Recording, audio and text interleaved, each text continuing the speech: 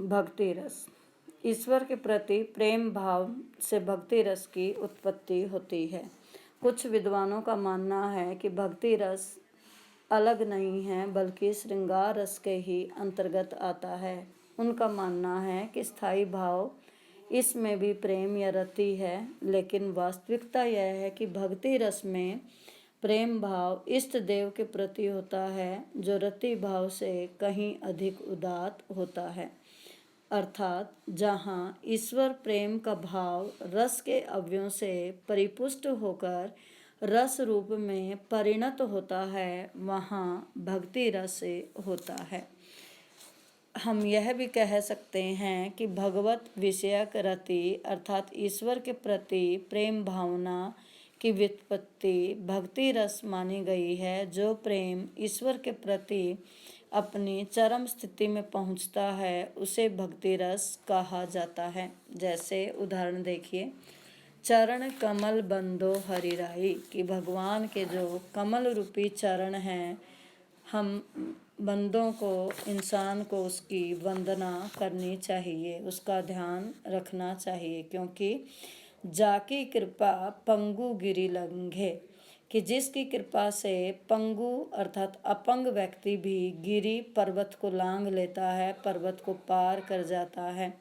अंधे को सब कुछ दर्शाई और अंधे को सब कुछ दिखाई देने लगता है। बहिरो सुने, कि बहरे व्यक्ति को सुनना शुरू हो जाता है। गूंगे पुनि बोले, और गूंगा व्यक्ति दोबारा से बोलने लग जाता है। रंक चले सिर छत्र धरोई, और रंक अर्थात गरीब व्यक्ति भी सिर पर छत्र अर्थात मुकुट धारण करके चलने लग जाता है। अर्थात गरीब व्यक्ति भी अमीर बन जाता है, उसके पास भी सुख साधन धन दौलत आ जाती है।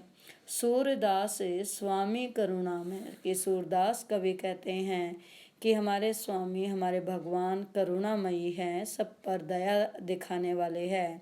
बार बार बंदो तिहि पाई, इसलिए हम बार बार उन्हीं की वंदना करते हैं। अर्थात इसमें सूरदास जी ने अपने भगवान श्री कृष्ण जी के प्रति अपना प्रेम व्यक्त किया है। तो इस आधार पर यहाँ स्थायी भाव भगवान के प्रति प्रेम है, आश्रय सूरदास कवि हैं, आलंबन श्री कृष्ण के चरण कमल हैं, कि उनके कमल रूपी चरणों की वंदना सूरदास जी चाहते हैं। उद्दीपन है, कि जिससे भक्ति रस उद्दीप्त होता है अर्थात उत्पन्न हुआ है। तो पंगु को पर्वत का लांघना, अंधे को सब कुछ दिखाई देना, अर्थात भगवान की कृपा से जो अपंग है वह भी पर्वत को लांघ लेता है और अंधा सब कुछ देखने लग जाता है। तो ये उद्दीपन है।